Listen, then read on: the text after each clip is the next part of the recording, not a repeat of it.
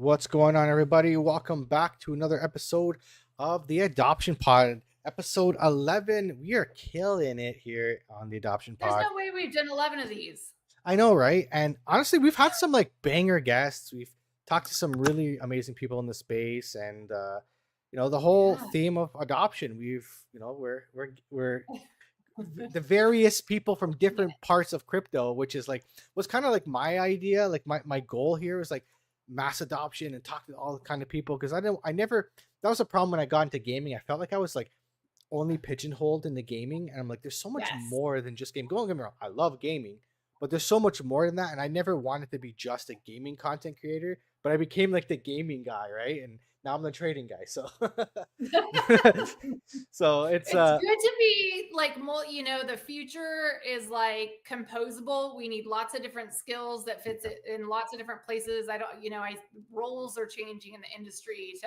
I spend part of my time here at this company, part of my time here at this company. It's the future. We're becoming highly specialized, but we also still need to kind of have that Swiss Army knife element, especially working in startups in this space, because you don't have a robust team and every department covered. You need people that are willing to wear multiple hats. So good times in crypto. Absolutely.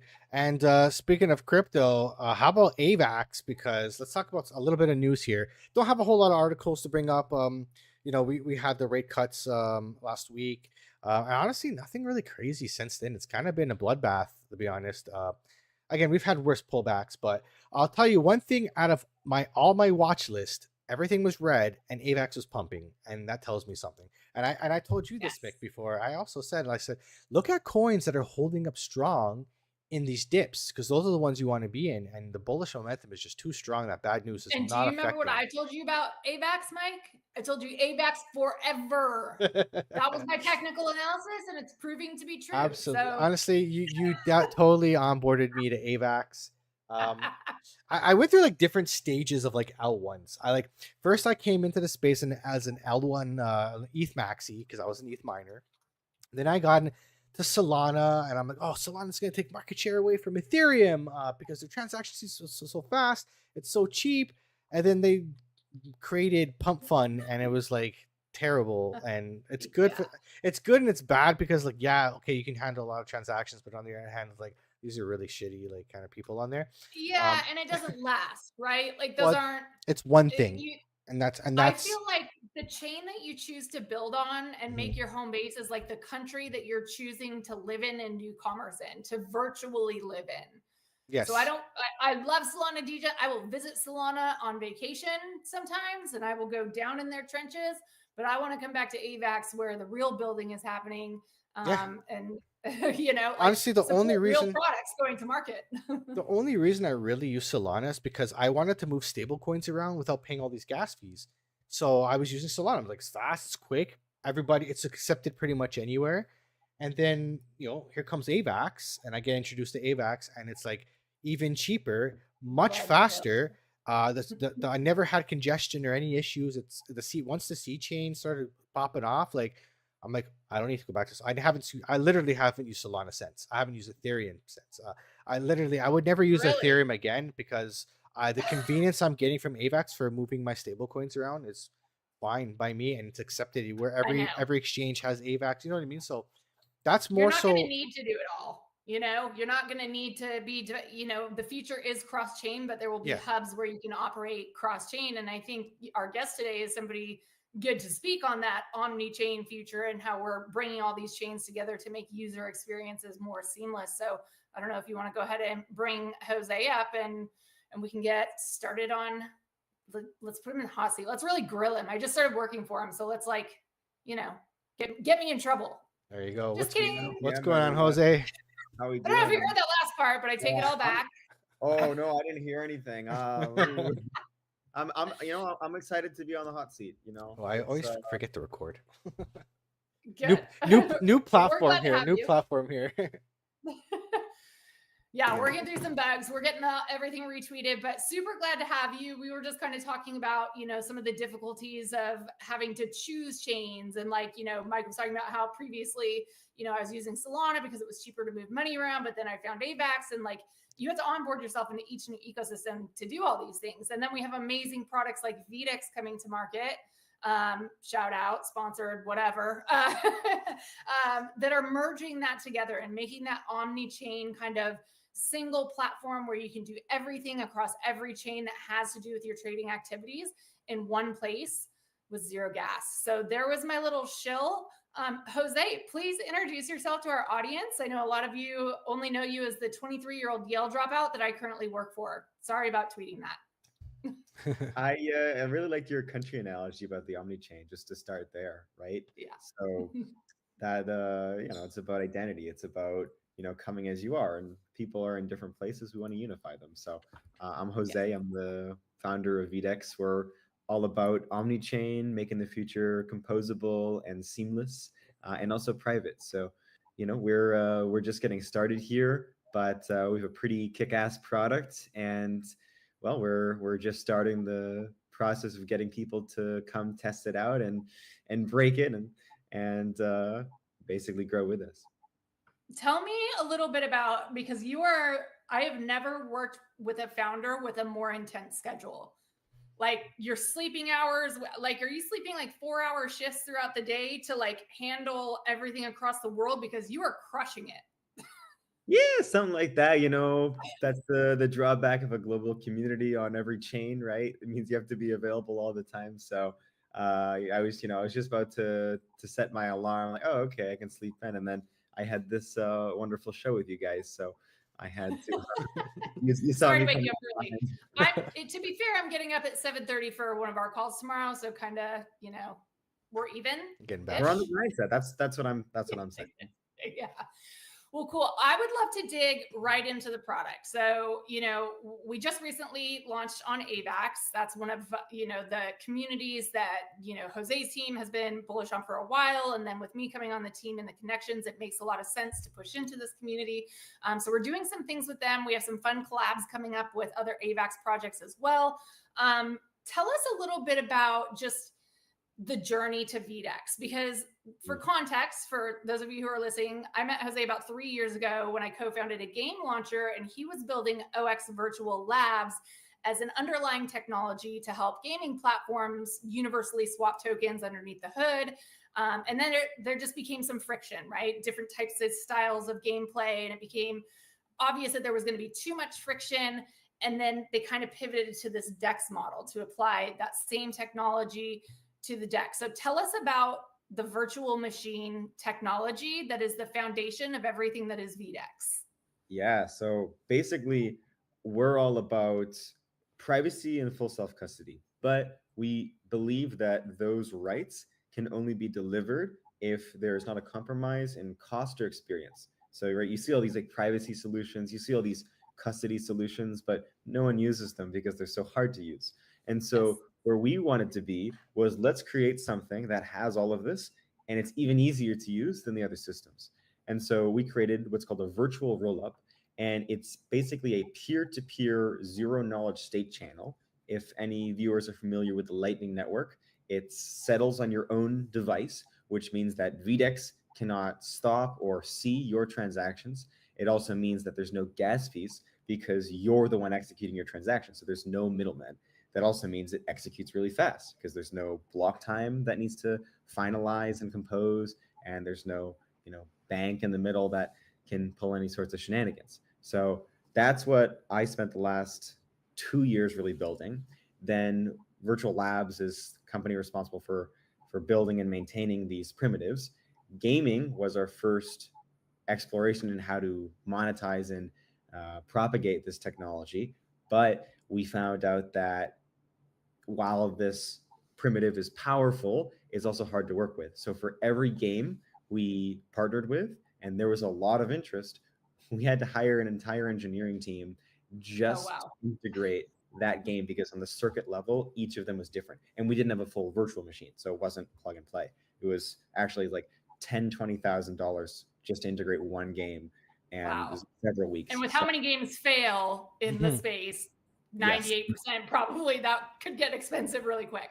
Yeah, it did. And then yeah, Mikkel, you're wondering where all the money went from marketing budget. That's where it was. Yeah, I'm like, where's my marketing budget, bro?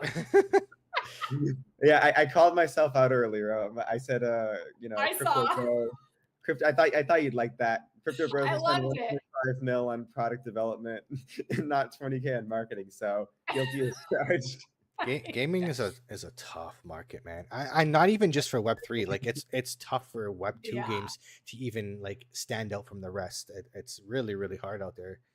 I can think about like this year how many games on one hand actually like wow, that's like really good, like something different, right? Instead, and you know what I mean, like that I actually want to spend money on. Especially nowadays, games are like $90 a game, right? Like on PS5 or whatever.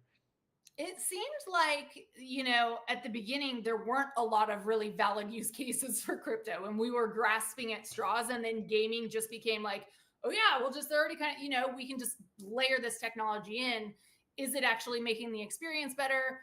I don't think as of yet, yes. So we're still a long way from there. But when we're trading and operating, and, you know, new users are coming into the space, they have a choice between sexes and dexes. We want them to have options between self-custody, custody. So I love that there's, you know, you and a couple other products out there that are really targeting the mainstream consumer, providing some safety and guardrails, but still allowing like those individual autonomous, like I have a right to hand make money if I want and not have the government involved in it. I feel like, right? Like I don't. I know, like in crypto, there's always been this holy trinity. So I was reading some of your posts, and the holy trinity is kind of like you can have something fast and cheap, but not secure, and you have something secure, but it's got to be slow and it's and maybe cheap. Like you can have two, but you can't have all three. And I like what you said. You said basically, you know, it's not that it can't be done. It's just you need a whole reimagination, and you're kind of seeing that with this technology here. And you know, the whole idea, the whole theme of this entire podcast is mass adoption, and you know, being omni-chain and being on multiple different chains. This stuff is going to run in the background, and for mass adoption, a lot of people don't care what's under the hood. I would say most people don't care what's under the hood, but being able to transact, like I was just talking about stable coins, I was using Solana, AVAX, whatever, ETH, like to be able to just transact with whatever you want and it just happens. And you know, if you want to know what's under the hood, great, but it just does what it's got to do under the hood and it works. That's all people care about. And then what you're doing with customer service is another thing, because when you go to a store, what do people remember the most? How they were treated. Like, and that's why they come back. You know, people remember how they made you feel, not, you know, absolutely.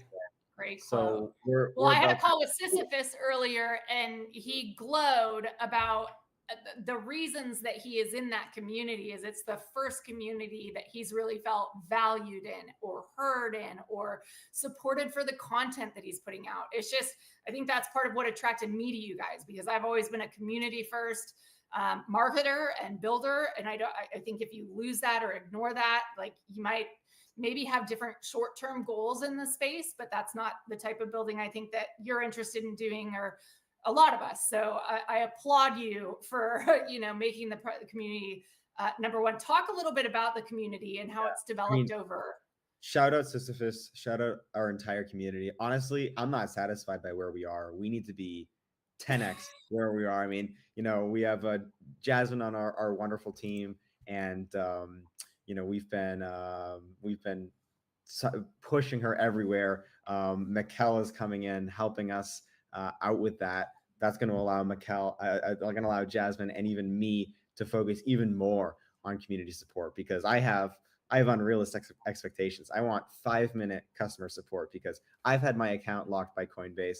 I've spent hours, days on customer support waiting. I want it to feel like, you know, DMing a friend, right? We're as fast in your DMs as you know, as the bro trying to steal your girl, right? That's where we want to be at that level, in terms of community support, because I think that we are all a family. We're trying to build this together. And to tie in the, you know, how we got here from gaming, it's a different use case, but it's the same underlying tech, and it works so much better because there's our primary feature, zero gas fees, is made so much more important when there is a lot of trading going on. So, if you're playing games, then, maybe you're doing a few wallet transactions, but trading, you're going, we have swing traders who we're actually hitting new all-time high trades per day. We're doing 50,000 trades a day on VDEX. How much would that cost on Ethereum? That we're saving users. Well, we posted a chart today that said for every 10,000 Ethereum trades, you would be paying 1 Ethereum. Yes. Yeah, I saw that. Yeah. I was talking with a member of our community earlier who was asking about gas fees, and that reminded me. I pulled up a tweet. I was trying to trade during ETH Denver, and there was that was one of the very first spikes this year in ETH when we thought, oh my God, are we finally going to get rich on ETH? Because I've been holding for so long, and it's been a dog. That was like the first glimmer of hope, and I tried to buy more, right? And I went to buy more. You know how much the gas was? $400 in gas. And I tried 3 times and none of them went through. So It's pretty bad. brutal. And I used to have to tweeted do out- my transactions like bursting in the morning before the gas would Oh, rise no. up. It's No, terrible. when users have to to even think about that, even if it is a concern, the technology's already failed. It's Yeah. pitiful. You lose people right you there. just look at the other side launch, right? And the gas wars for the plots of land in the Codas or Yeah. whatever. It was like 3,000 some dollars. Like that is an epic fail. And then I heard BAYC members rationalizing it on Spaces like, yeah, but if people feel like they have to pay a lot of gas, it'll perceive the value higher. Like that theory has not played out. Stockholm syndrome. I view every dollar. Yeah, it's a waste of money. Like I wish I could have all my gas money back. None of my Well, NFTs are higher priced because people paid more in gas. even imagine 10 years from now, the gas you paid then versus what the ETH is going to be worth in the future. It could be for some people that have been in crypto for many, many years, it could accumulate to hundreds of thousands of dollars or even millions. Who knows? Like it could, you never know where it could go. And it's just, I never want to know. I never want someone to build that tool because I know someone's going to vibe code it's on your like, Ether. It's on your Ether scan. Don't look at your Ether scan. That actually, that's great marketing. Actually, okay. So take a cut. Nobody else. So if you go, I believe if you go on Etherscan and you put up your wallet, it will tell you how much gas you've spent in that wallet as a total. So you can pull that for your marketing. New partnerships coming. Us in the ETH Foundation. I know a guy who knows a guy.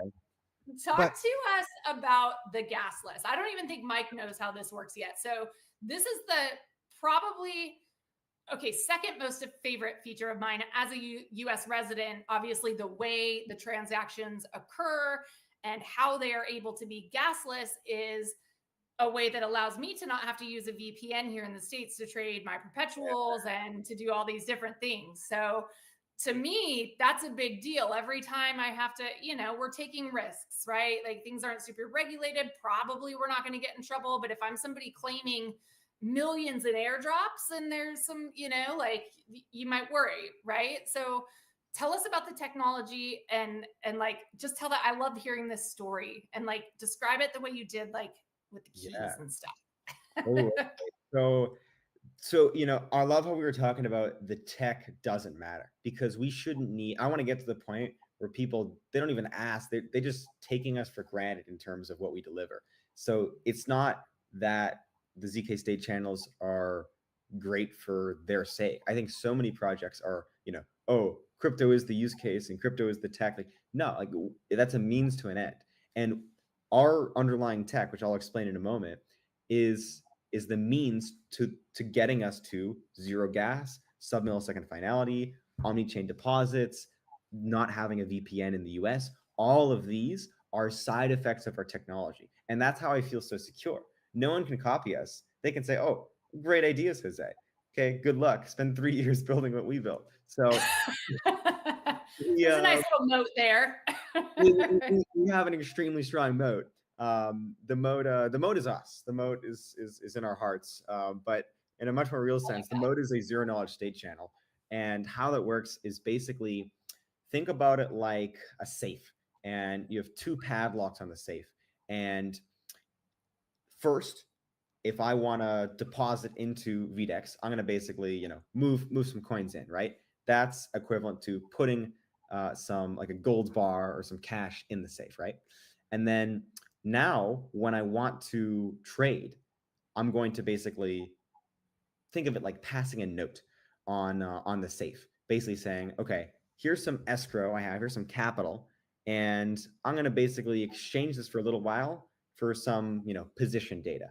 And then I'm going to unlock it, put the note in, and then lock it again, and then send it over to the mesh net. And then a counterparty is going to receive that. They're going to say, okay, this looks good from my end. They're going to unlock it. They're going to sign it. They're going to relock it, and they're going to push it back. And so this entire process is, number one, it's universal. Everyone must sign the state. So if there's 2 or 3 or 4 participants that are engaging in a trade now, and that can depend on the use case. So in trading, it's normally just 2 participants, but in gaming, it can be a poker game, 9-handed. In trading, both participants sign it. This is significant because, of course, ETH, BTC, Sol, they all have 51% trust assumptions. We don't have that. We are actually more secure than these POS, POW systems because they are universal consent, Byzantine fault tolerant.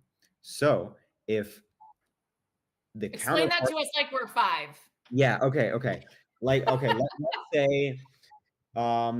let's say that you're bickering with your siblings and you want to basically go tell to mom. In this example, mom is Ethereum, right?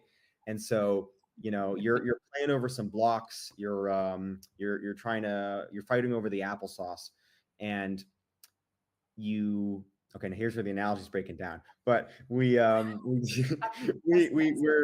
the siblings are basically, they are agreeing that they get to share the blocks, right? Maybe one plays with the trucks while the other plays with the blocks. One plays in the morning while the other plays in the evening. And that agreement is, let's say they just tell each other, okay, we're going to make this agreement. Okay, I get to play with the blocks. Really cool. And then the other one just basically says, oh, this doesn't happen. And maybe it's the older brother. He's a bully. He says, okay, I got to play first. I'm also going to play now. But little brother here has ace up his sleeve, which is he can just tell mom. And maybe without ZK state channels, mom's not going to believe him. It's going to be like, okay, we don't know what happened. Older brother that you played before. But now the signature is signed at the moment the agreement is made. Okay, so let me say that again. And I'm gonna break from the analogy here. So once you do any transaction, once you make any agreement, playing with blocks, trading, that agreement is, and this is the most important line of the entire podcast. The agreement is pre-signed at the moment of the transaction itself.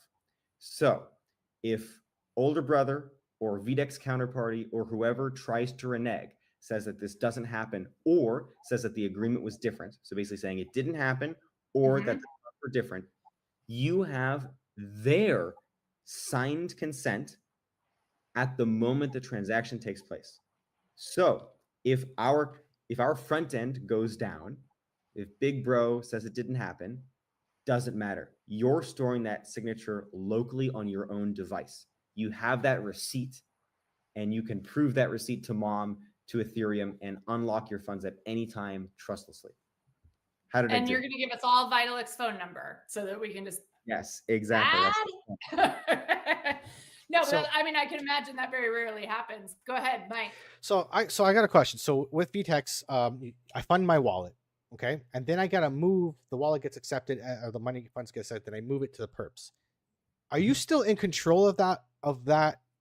Those funds that you put in, or does it move to a normal exchange? It moves to the exchange's wallet. No. So VDEX never has power over, custody of, control over funds at any point in the business cycle, and that's a legal definition, and that's the one we have to meet to not be a money transmitter and do what Hyperliquid and Paradox normally do in the US. So how we achieve this is basically you have a balance state, and those funds are locked, and that's transparent on Ethereum itself. Once that transaction is made, you receive a state that's basically, think of it like a receipt. It's like, let's say you're at a restaurant. Here's a Mhm. better analogy. You're at a restaurant. You only pay with your credit card or cash at the end, right? You're not paying every time you order an item. Yeah. Yeah. You're remembering it in your head. That's your own ledger. And the restaurant, the waiter, the exchange is also recording it in their head. And boom, you have your own Right. ledger. Okay, so this is kind of like a cold storage wallet. You do the transaction, and until you broadcast the actual transaction to the network, it actually doesn't settle until that transaction is broadcasted.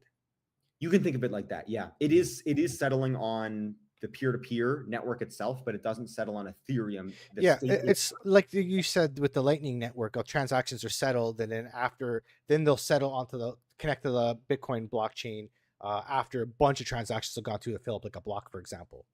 Yes. The interesting thing here, though, and the reason, basically, the whole innovation on top of Lightning is has a few requirements. We're talking about impossible trinity. One of the others is trustlessness, verifiability, and privacy. And so with Lightning Network, it's only two people, and they must be live at the same time. So you can't build an exchange on that because you need to pre-lock all the capital. Yeah. How do you have multiple counterparties? So that's where we kind of have our own confirmation network where users can basically and this gets very, very complicated, but basically users lock their escrow in individual vaults. So they still have that component with Lightning where your funds are actually in your own vault on Ethereum. And so you can point to it and there is ceaseless proof of reserve. You can see your funds, there they are. We used to have a meeting every Thursday called SBF was in jail for a reason. And we would red team how to, and very relevant today. I don't know if you've seen the tweet. Yeah, I saw his GM tweet. Is he back? Yeah, I hope not. But you were talking about my schedule. Well, I'm never going to sleep again if that's the case. But yeah, got a lot of but work. we had to think about this. So you have proof of reserve always. Your funds are locked. Then you get a receipt. But the thing is that receipt is not just transmitted between just one counterparty like it is in Lightning, and then it's just not settling, because that wouldn't work. What if you want to trade with a different counterparty, or we want to introduce payments? And this needs to be a lot more capital efficient than just Alice versus Bob. And so that required a lot more innovation. But that receipt, that state corresponding to escrow, always transmits back to your own isolated vault. We call it a vault of isolated participant escrow. So we're very serious about not commingling funds. Okay, great. That's insane. I mean, I it's like way over my head, but I can actually like visualize like the differences. I don't know who's doing that. But yeah, phenomenal. Okay, so you dropped out of Yale. Why? Well, because I'm just wanted to make my parents really sad, and wanted to be a disappointment that they always said I would be. But no, in all seriousness, we got accepted into Binance incubation, and it was funny. I was at a based conference. On your research, you were doing some research on ZK state channels at Yale. Yes, exactly. So I founded the blockchain club there. I actually I studied under the inventor of perp, Nobel laureate Robert Schiller. So I was his teacher's assistant. Cool. He invented the perpetual future. So I feel well qualified to make an exchange. That's actually quite amazing. Yeah. And I didn't know we had such a big star on the show. I feel like we should take this more seriously now, Mike. Let me set up over here. I did some research. I founded the blockchain club, and did some cool things there. Did some hackathons and stuff, and so got under the eye of Binance, and of course my own personal research. And then basically the rest is history. It was too good of an opportunity to turn down. They flew me to Paris. That was actually at the time of the FTX debacle. I was in the Binance offices, so just an interesting time, and kept picking up steam and raised a pre-seed round and never looked back. That's it, man. Yeah. Some of the most successful people in the world didn't finish school, right? So I'm working for the next Steve Jobs. I don't know what to tell you. That's going to be my claim to fame when I'm older. Okay, well, there's some exciting things coming up. I know that I don't know if that's my computer or y'all's. That's me. Noises. Sorry. Okay, it's okay. It's just it's my mom. I think she heard about the dropout thing and she's not happy. She's not. Yeah, I get it. You'll make up for it. I'm sure times 10 with this project. So we have some exciting things coming up. So virtual labs, developed the product that took a couple years, and then this was spun up out of there. You guys have been building VDEX for what, the last 9-ish months on top of? Yes. Okay, so about 9 months in April, and then development for months before then. Okay, and so here we are today, getting ready. Like, it's been in closed beta with a very, very small, private, selected community. We're starting to open up some little circles and be a little more loose with code. So anybody watching, if you want to hop in the VDEX Telegram, the link is in the link tree on the bio. Hop in the Telegram. You can usually harass one of the mods in there. I've been getting when code in my DMs for months, so this is going to come as good news. Yeah, sorry. Yeah, just DM Jose personally, and he will get you a code. Yeah. my link is I'd mint that again, so just feel free to message me. Oh, perfect. Yeah, great. So we have all this stuff coming, and you finally feel like this product is solid. It's ready to bring to market. It's ready to stress test with some volume. Yes. How much do you want to tell us about, just because I know some internal things and I don't want to get myself fired live on stream. So how much do you want to tell us about those things that are coming up, Jose? Ooh, okay.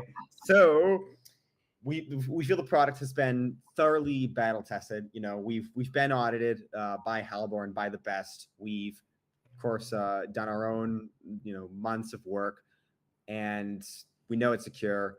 Now it's been time tested as well. We're at that level of technical confidence.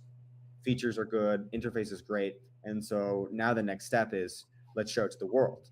Let's show why we're 200 times faster than Hyperliquid. We are private, unlike other exchanges. You have come as you are. You don't need to bridge to Arbitrum or anything else like that. And so basically the next step is let's increase the codes.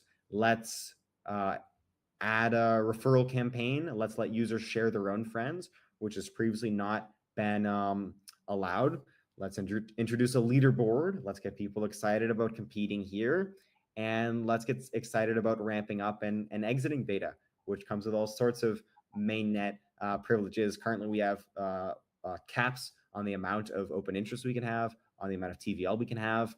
All of that is going away. And it's basically like, let's have some fun now. Let her rip. That's exciting. Mike, what do you got? So I wanted to know the kind of things you got on here. So you got obviously crypto perps. I think you had some gold on there. I hear prediction markets are coming on, which is perfect because hockey season is just about to start. So I'm ready for some bets. Preseason, literally, there's a hockey game on right now, like a preseason game. But I don't. I'm going to use this as an opportunity for a customer interview, because we are. It's no secret, or it's a bit of a secret, that we are going to be the first to market on listing leveraged prediction markets, perp prediction markets. Pretty big deal. Not even going to lie. What do you want from a perp prediction market? What sort of leverage are you looking for? What sort of markets? Is there anything that you're looking for that the current poly market and Kalshi don't provide? I know for like sports, I like for example, I'm gonna pick my team to win or lose, like obviously, and then then you can have like goals, for example, like 3 or more goals, or 2 or less goals, or whatever, right? I don't know what the average is. Or I know some other platforms that I use, they would have like you can choose your team to win or lose. You can choose it to have goals, 3 or more goals, or goals against, and then they're like a bonus on top. Or you can choose it to be one whole thing. If you get like a parlay, you get them all, then and then you win like a bigger sum. So kind of just add-ons to the ones that I was doing. Again, soccer is different too. Like soccer would be, you can actually have a draw. You can actually vote for a draw, because that's pretty common in soccer that you can get draws. So stuff like that is kind of like, I keep it simple. Like it's, to be honest with me, I'm a win or lose kind of guy, because I don't do all the statistics. I don't have the time to do all that. But some people love it, and especially with baseball, I know like there's a million statistics in baseball, and there's a crap load of things that you can bet on. Imagine how much money you can lose 10x leveraging those hockey bets this year. I even like the whole polymarket stuff where you have like who's gonna be the next prime minister, or like will there be I saw one on polymarket. We'll have all that. It was so funny. It's like it was literally the bet was, would Jerome Powell say good afternoon at the beginning of his speech, and he did. I'm like, oh man, I would have won that one. You know, the funny thing behind that market is that the one time he didn't, the market crashed. So it's significant. If you would have known that statistic, like, yeah, that you could have made some. Did you know that before? I expect this alpha when things happen, so I can get better trades. You know what? That's we're setting up our channels, Mikkel. That's the type of alpha we're going to now be able to disseminate to our community, especially because we're going to be able to think about Mikkel. We're going to be able to talk about sports now and prime ministerships and the Fed lowering rates. Here's some alpha. This is the first time ever on air. In fact, actually, Mikkel doesn't even know this, so this is alpha. The first market VDEX is going to be listing is going to be Federal Reserve cutting rates in October. That's my jam. Right now on Polymarket, odds of a 25% BIP cut are around 89%. Meaning, if you put in $100, you are going to get a whopping $10. So maybe not so exciting, but with a little bit of leverage, let's say 10x, 5x. We're not sure where we're going to start yet. Of course, it can be pretty risky for the exchange. Let's say it's a 5x leverage. What was previously going to be $10, all of a sudden $50. You have a 90% probability of getting a 50x return. You do that 10 minutes before the speech. You can that's 1,000% huge. APR. That's pretty huge. Fun. Like, that's gamifying the world we live in. That's literally, I posted a meme the other day that was like the lore, and it's like dinosaurs and all this exciting stuff people do, and then like the gameplay, and it's people sitting at desks and doing like boring shit all day.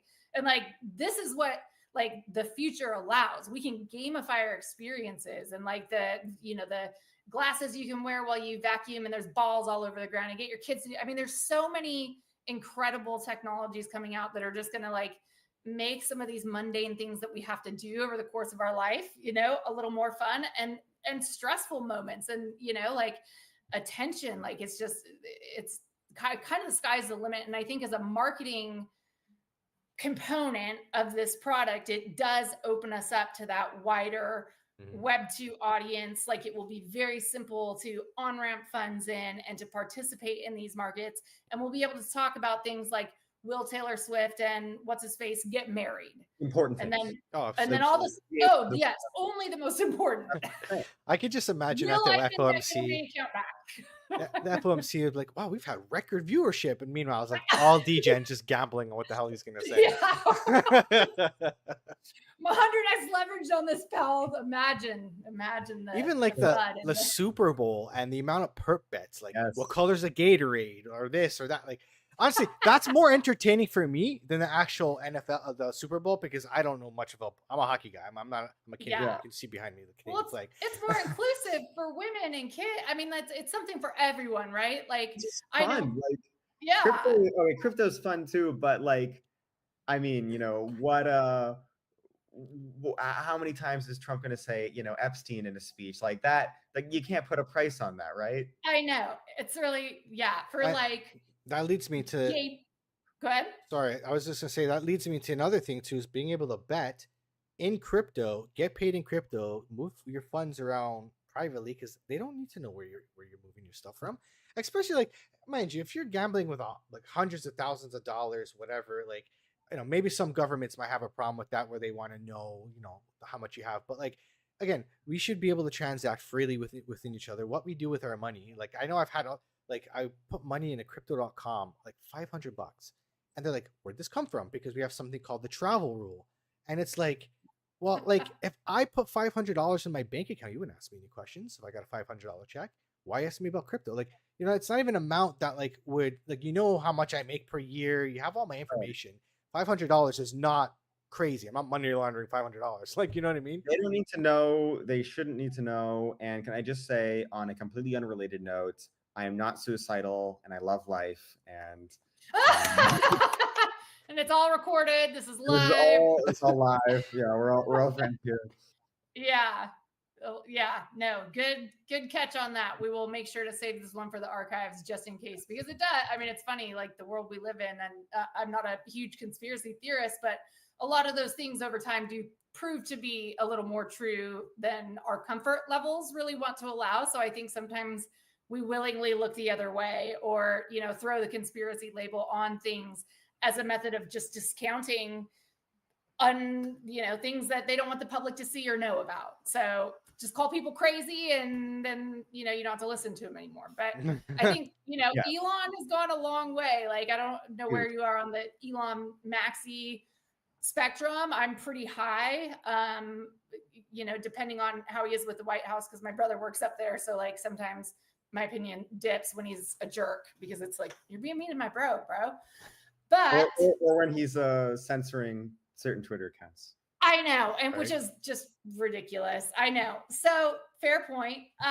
But we have come a long way towards protecting free speech. And I think there was an article earlier today from the Wall Street Journal that said they have released documents that the Biden administration was censoring certain YouTube channels and censoring certain, like it's like having the ability to put this data on chain, and like to the transparency that crypto promotes, like all of these things, there's so much that this can solve, right? But we are fighting that mantra of like, crypto's a scam. And I think they like that, right? Like the government, like they don't want to take the power of the finances out of their hands. They don't want it to be universally held and transacted. So they have a vested interest in propaganda, promote whatever against it.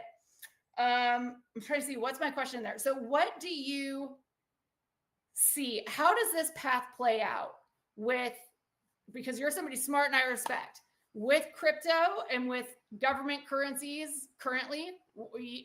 How do we come together and merge these two systems in a meaningful way? How do you see that happening?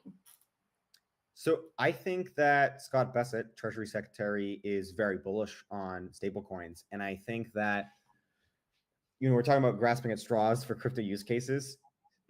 Bullish stablecoins and prediction markets. So, oh man, I'm about to go on a tangent. Everyone, brace. So, wait, okay. Starting with the government part, I think actually can be very synergistic, specifically in the current administration. I think that they're very open. I mean, we have the president himself, grifting on chain. So like, he's really just a representation of the industry. He's one of us at this point. So he's a degen. Trump is number one degen, I think. Yeah. And so it's a much more regulatory clear environment as well. It's certainly not perfect. We still have some issues, as we've seen with Tornado Cash and judicial decisions there. But by and large, we're moving in the absolute right way. And that is because the US wants to dominate the stablecoin market. They want to make greenback a worldwide permissionless phenomenon. I live in Argentina, and we use stablecoins here all the time because the local peso is incredibly unstable. Inflation is rampant. Yeah. So we use dollars, and more than dollars, we use stablecoin. Never in my life have I just seen somewhere, and it's like, oh, here's my credit card. Like, oh no, we don't accept that. Do you have MetaMask? Where? When have you ever seen this? That's crazy. It doesn't happen. So I think actually that interests are now aligned. We see that the European Union is possibly launching a stablecoin, but they're launching a central bank digital stablecoin, which is absolutely not what we want. I mean, No. we already have. Don't even get me started on the Europe plan. I'll just say very briefly, we do not want to give Europe more regulatory power and see all of our transactions. Hell no. So having the US, a permissionless, private, currently untransparent, but once we come along, private system where the government can't see what you're doing, and we have dollar dominance, super bullish.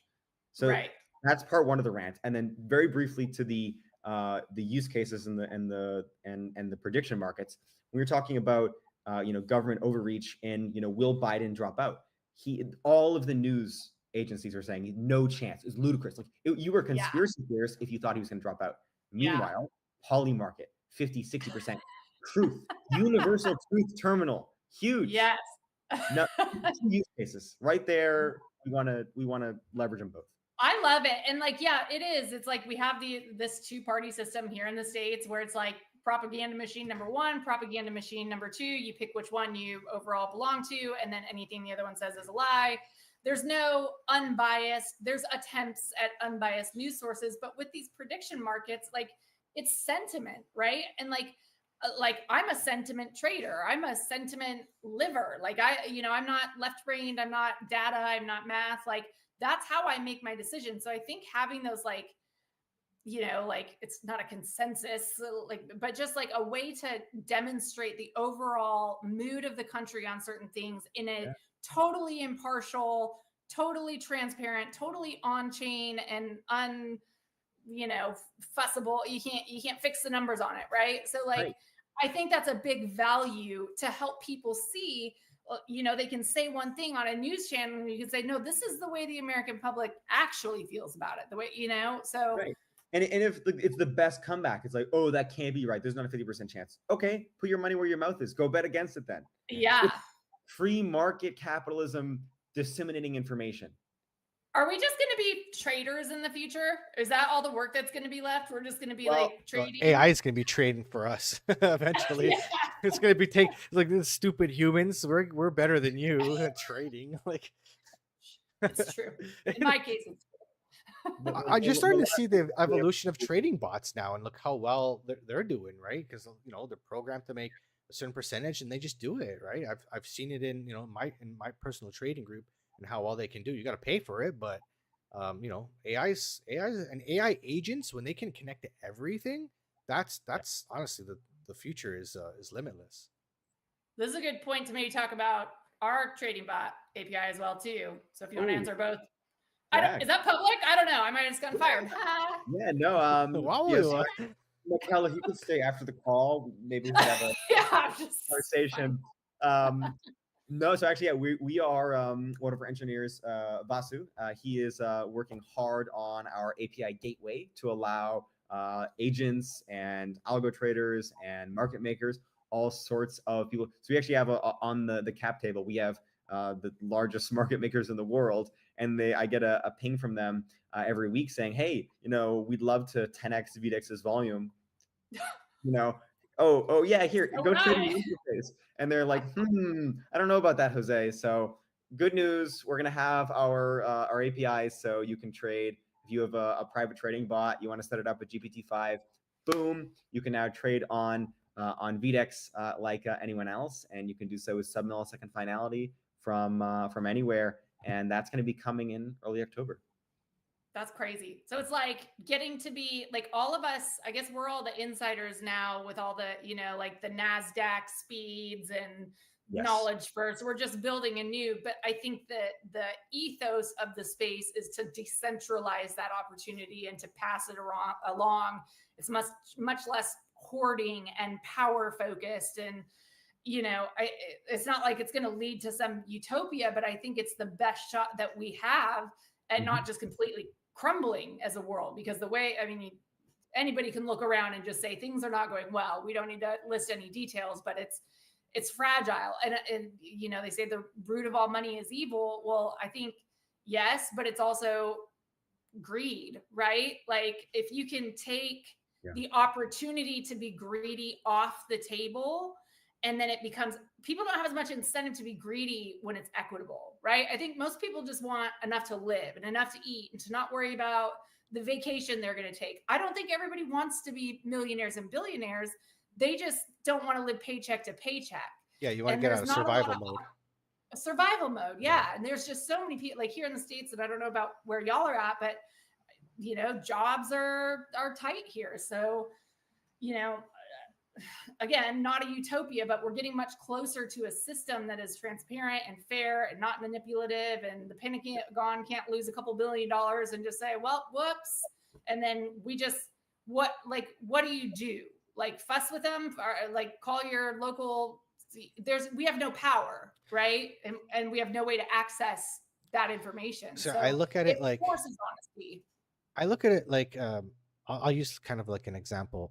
There's 8 billion people on Earth, and they say like 1 out of every 1,000,000 people are geniuses.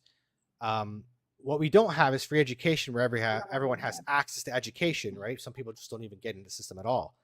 And with crypto, getting access in the hands of people, like we've seen from our community, people from countries like Nigeria being able to just tweet and get paid in American dollar through crypto. So it's outside their government. They can't get it taken away from maybe they have corrupt governments or whatnot, and they're able to transact and just get ahead in life without all the things stacked against them, and just getting this tech in, because everybody has cell phones now. Even in third world countries, you have cell phones.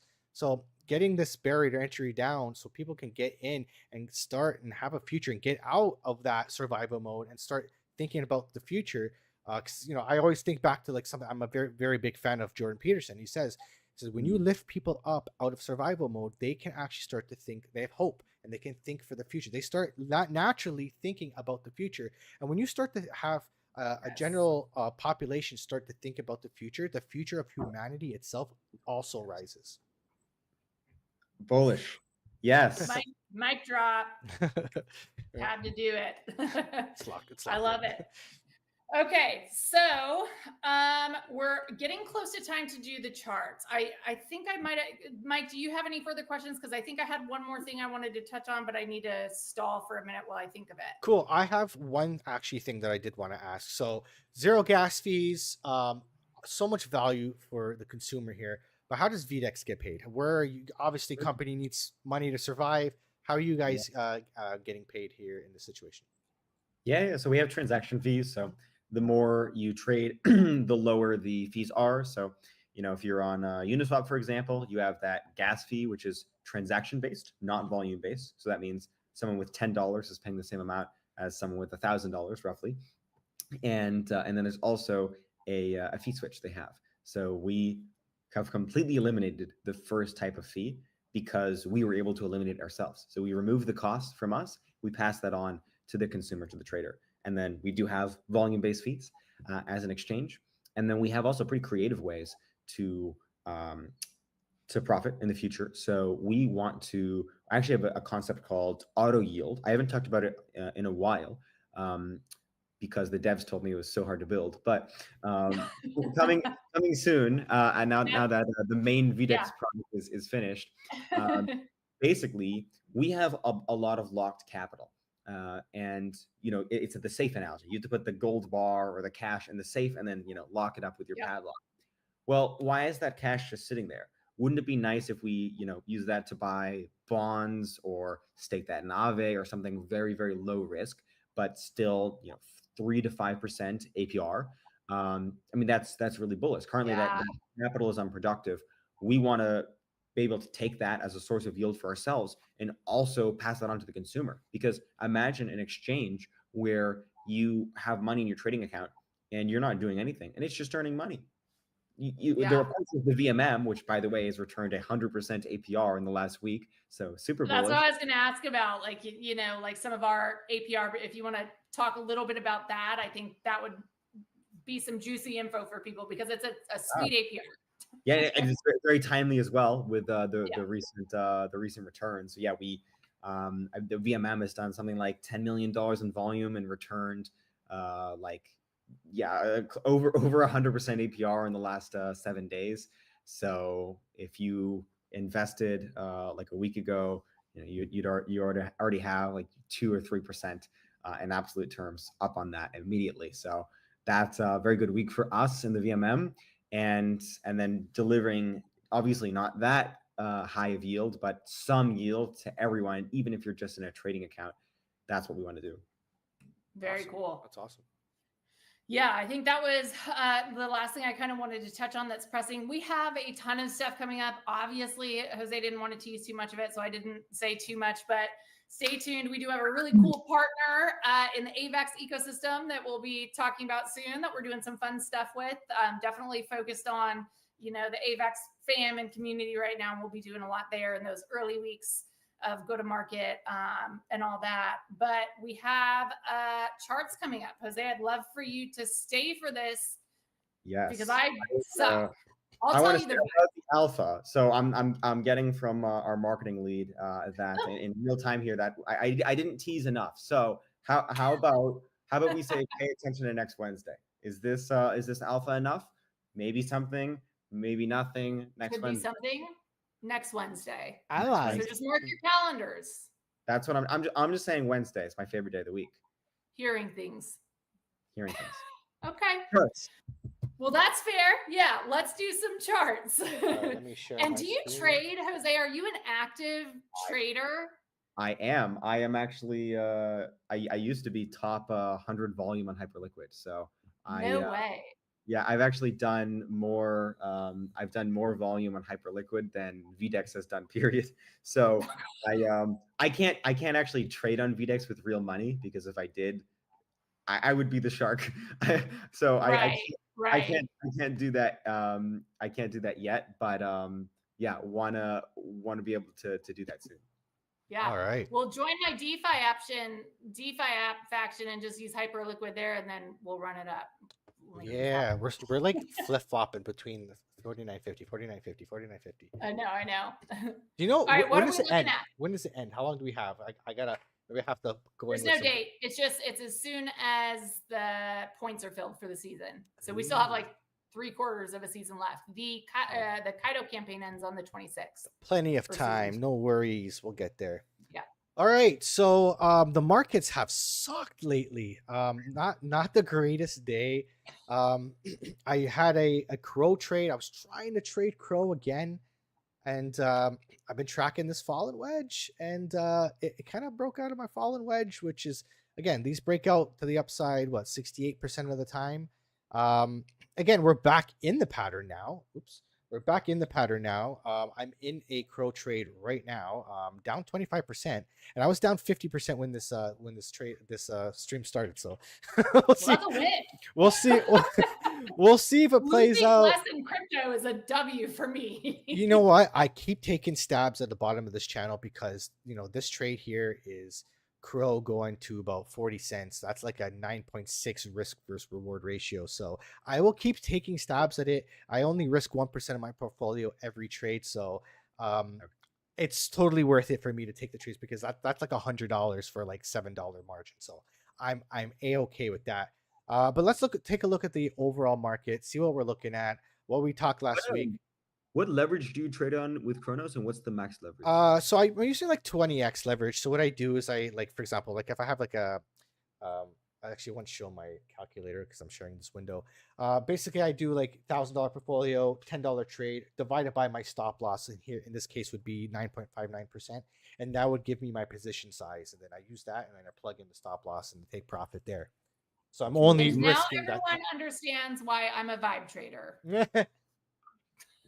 We actually don't have a Chronos listed on VDEX yet, so we can do that tomorrow and get Chronos up there. Absolutely. It's such, Dude. especially with the bullish news lately on Chronos, it's going to be freaking fire because the Trump's media company got into it. So they're adding a strategic reserve. You will have this tomorrow. Like Jose will tell me, we'll be on a meeting in the morning and I'll ask for tokenomics, and he's like, I'll have it to you by this afternoon, and like literally does. So like expect crow tomorrow. Well, we're probably 20x leverage.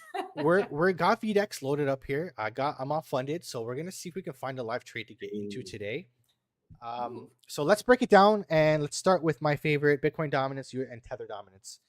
So we had my rising wedge here, and it broke down exactly like we said it would. But what happened is we kind of rolled over. We're kind of we made a bottom. Yeah. So like I said, I told you guys this 2 weeks in a row now, we might start to see a rotation back into the king, back in the Bitcoin, leading into that next leg up for our cycle top. And we came down, we've started the trend up. We're flagging now above the 200-day moving average on the 4-hour. We're making a bull flag here. So I see more upside for Bitcoin dominance. So I would say that we could have bottomed here. And as long as we continue this trend line here, it's hard for me to say that we haven't, because this is our trend now. So we follow that until it breaks. Flagging above on the 4-hour looks pretty good to me. Let's go back to the daily. Again, daily looks pretty good too. Again, I can't say that. Yeah, we broke the top of this channel. We wicked above this channel. So I have to say that, and also round and bottoms pay the bills, right? So we are making a new trend. We're also flaking here, going to come back and touch the 21-day moving average on the daily for Bitcoin dominance. So tether What's dominance. your take on this, Jose? I'm always listening to Mike. I need diversified perspectives. In this case, I fully agree. I mean, it's a meme at this point, but it played out perfectly. Buy September liquidations, sell December. I'm more in the November camp, so I absolutely think that BTC has bottomed or could have bottomed. I think if we see more price action below 110, 108, I don't think that will happen. But if it does, then I think we're going to 90. But more likely scenario is probably October 1st. It's a vertical candle up to 130, 140. Q4 baby, let's go. All right. Let's go. So tether dominance. Again, I had to redrew what I had because I had it in like a rising wedge and it fell out of my falling wedge. But now, I think we're in this broader bearish rectangle here. And tell the audience again, Mike, why do we look at tether dominance and Bitcoin dominance So this is the way we're making decisions based on other trades? So you have to understand the velocity of money. The velocity of money, where money is flowing. And you have to look at Bitcoin dominance and tether dominance to understand where the money in the market is flowing. So if Bitcoin dominance is starting to go up and tether dominance is going down, that tells me money is flowing out of altcoins and into Bitcoin. If Bitcoin dominance goes down and tether dominance goes down, then that tells me money's flowing into altcoins. And the latter would be if Bitcoin dominance is going up and tether dominance is going up, then we have a market correction all across the board. But Bitcoin is king, so Bitcoin will always be stronger against altcoins. So what I see here for tether dominance is still a bearish pattern. We are still in a downtrend.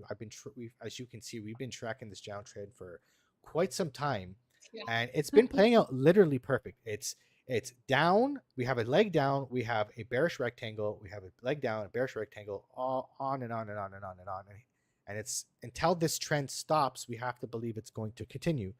So I still have this target going down to possibly 3.43% for tether dominance. Right now, looking like we're flagging out. We could come back to the top of the channel. And you see here the daily 200-day moving average is starting to come down. We may get up to that point and maybe get rejected by the 200-day moving average and then start making our way back to the bottom of the channel or right through the bottom of the channel and onto the target. So we're still in a bull market. Don't panic. I don't think it's crazy. It's the cycle top has not happened. Bull markets do not end in panic. Bull markets end in euphoria.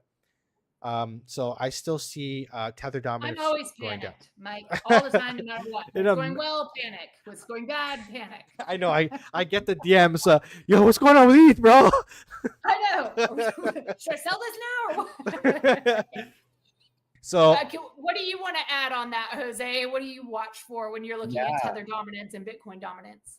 I look at stablecoin dominance, so I'm targeting 5% as the lower range there. Once we hit that, I'm along with my favorite indicator is Coinbase in the App Store ranking. So if we see stablecoin dominance at range lows at 5% plus the Coinbase at number one, sell everything. Yeah, absolutely. That's your top signal right now, right there. There you go. When my mom finally says, "Hey, I bought some crypto," I'm out. Yeah. Yes. We're gonna meme that tomorrow, Jose. You'll know when the top's in, and grandma buying. That's when you transition to gold. Yeah. And we just added 50x leverage gold to the platform, so we are prepared for that eventuality. All right, so let's look at Bitcoin on the big time frames here. So let's start with the month, because I had a hard time with the smaller time frames because it's just so choppy. It's all over the place. So this is kind of what I have for the monthly. We can even say it's like a rising wedge here. I'll just reposition this like that. We could have something like that, right? So what I've seen other people we'll start this fresh here. So we could have something like this, like a bullish pennant right here, and then we probably will start a parabola. Maybe something like that looks a little bit better. Yeah, I think that's a little bit more realistic.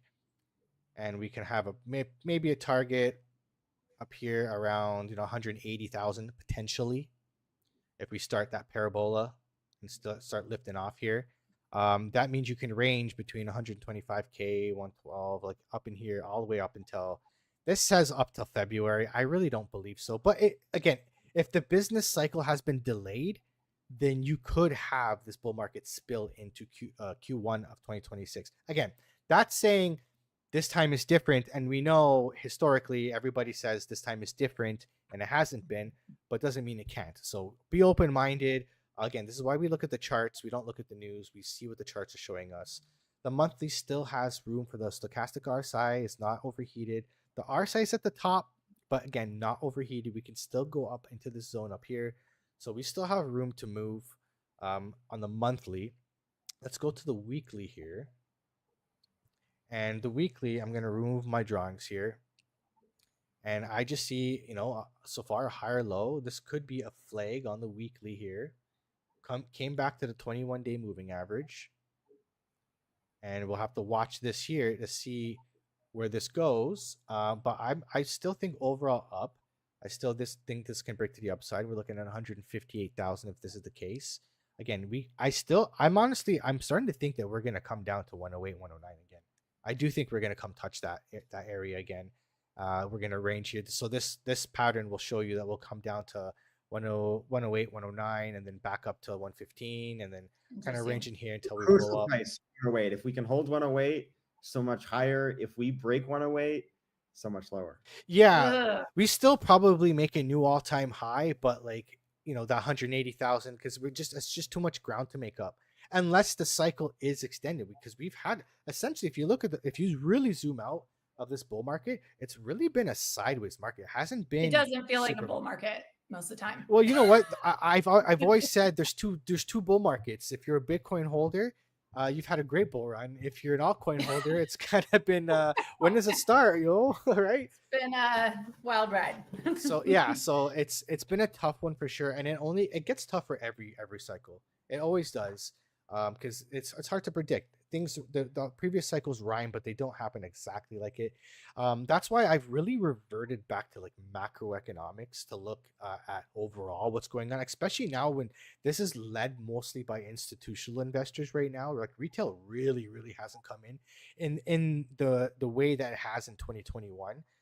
So if it's following more traditional institutional investing, then you have to follow macro, and the rate cuts just started cutting again, and we could have rate cuts all the way to the end of the year into even Q1 of next year. Money supply just hit a new all-time high as well. Absolutely, and M2 money supply, Bitcoin usually lags a couple months from 45 M2 days. Exactly. So that again, you need time for that to catch up, and that makes sense.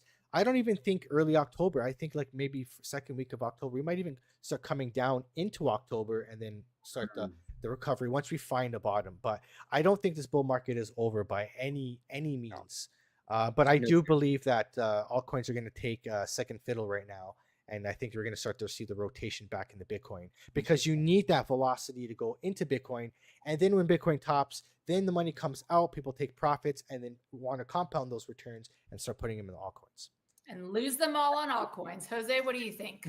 Well, earn money on Bitcoin, lose them on altcoins, of course, is the cycle of life. I think this is the first time I disagree. I actually think that Bitcoin is going to experience exuberance. I think we can go to 150, 160. I'm a bit more bearish than some of the others. I don't think 180 is possible, but I don't think it's certain or maybe even likely. Mm-hmm. I think that from early October, I think ETH and Sol will dominate, and then alts will follow. So I think firmly we are in altcoin season.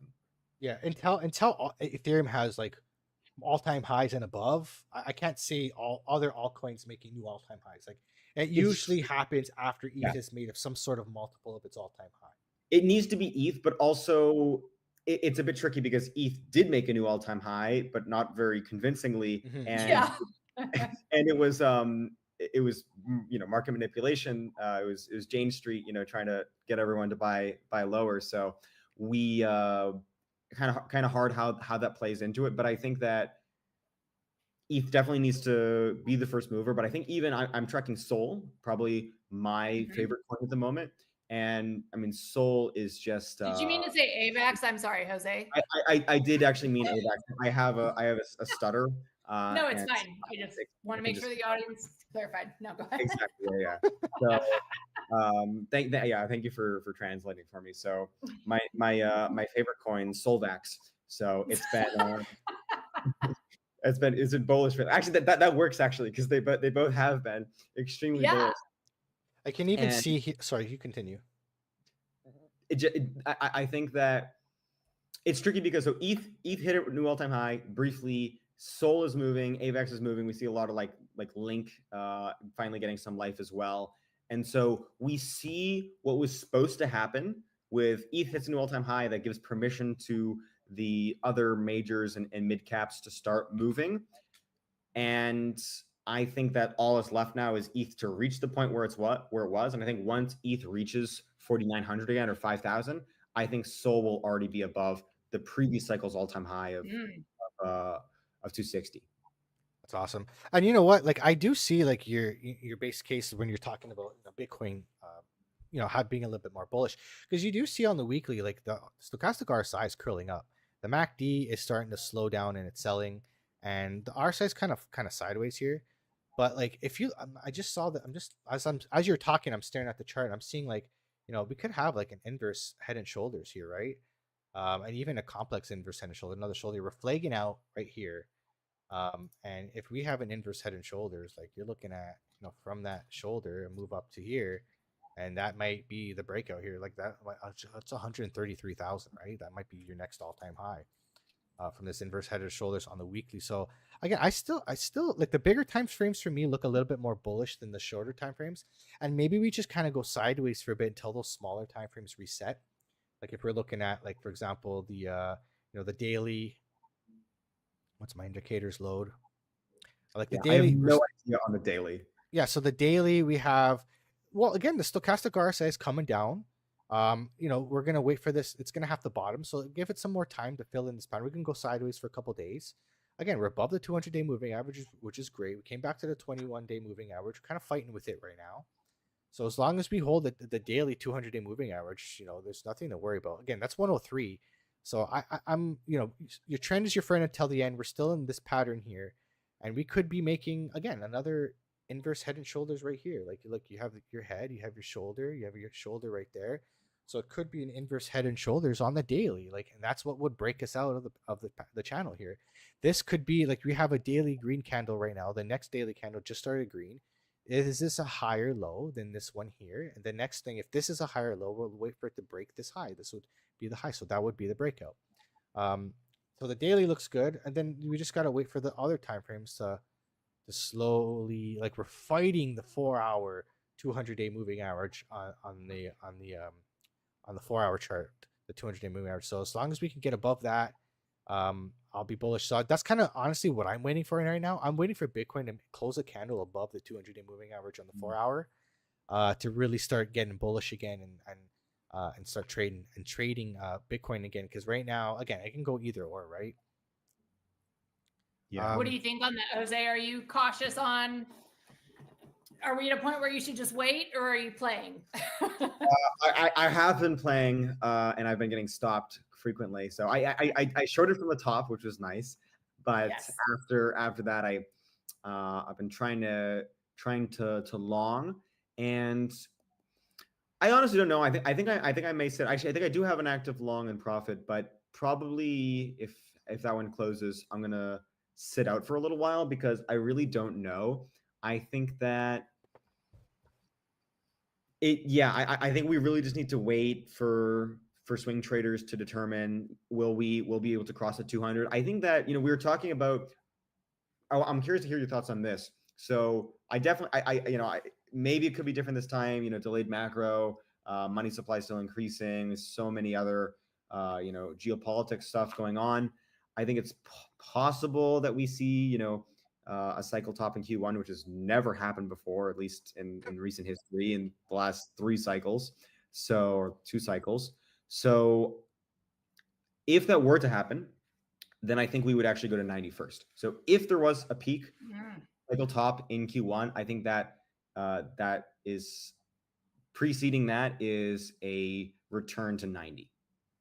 Yeah. Okay. Very possible. And you mentioned something that actually did remind me of the real last thing I was going to ask you, and that was about partial liquidation. So can you tell them Yes. how you only partially get liquidated?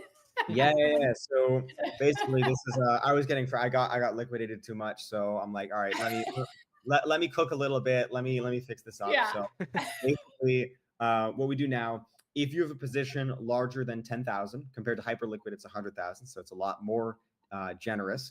Then your position will only be capped by 20%. So if you have a, let's say, 100 AVAX position, then you're going to go to 80 AVAX position, and that's going to continue happening until the position is below $10,000 in value. So that means that you can get like a brief liquidation, which has happened so many times to me, and then you can recover quite easily because you still have 80% of your position bounce back from that.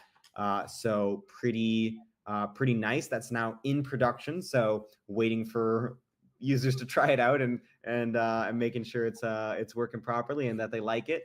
But that's where we are. And I'm gonna like it. Yeah. Mike knows I'm gonna like it.